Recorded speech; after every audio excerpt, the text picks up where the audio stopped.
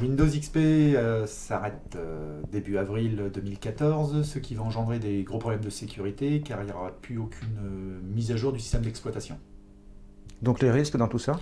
Les risques, les hackers, a priori, moi, sur tous les forums au niveau d'Internet, les hackers attendent cet arrêt de façon à pouvoir utiliser les failles de sécurité de Windows afin de pouvoir pirater les informations des personnes et également pouvoir attaquer des sites pour faire du chantage au fonctionnement.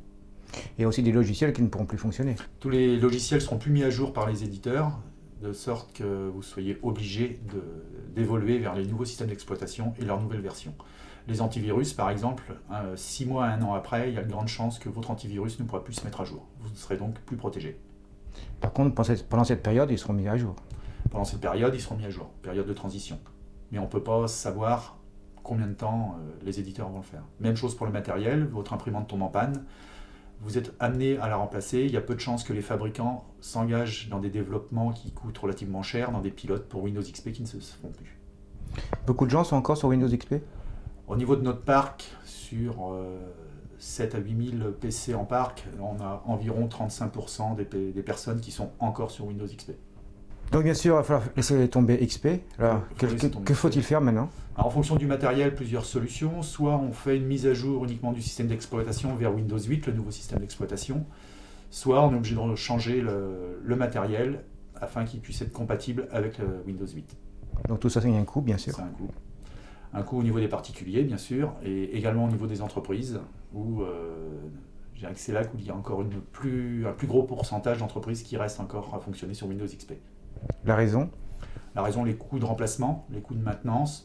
Une entreprise qui change son ordinateur pour un Windows 8, si un logiciel de gestion qui date un peu n'est pas forcément compatible, ça l'engage également à prendre de nouveaux contrats de maintenance auprès des éditeurs de logiciels. Il y a aussi tout ce qui touche le net, avec les navigateurs. Est-ce que les gens mettent régulièrement à jour le navigateur? Non, on se rend compte que beaucoup de personnes, mis à part sur Firefox ou Chrome, qui se mettent plus ou moins automatiquement à jour, sur Internet Explorer, la plupart des personnes ne le font pas, pour gagner du temps.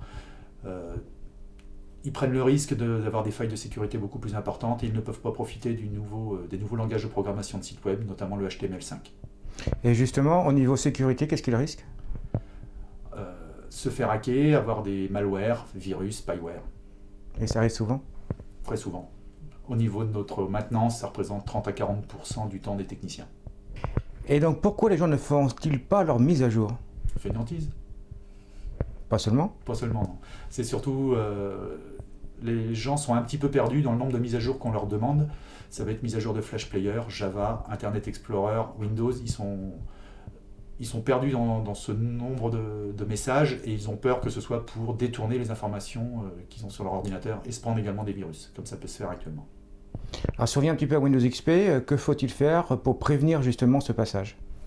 Il faut anticiper le passage pour éviter d'être coincé au dernier moment.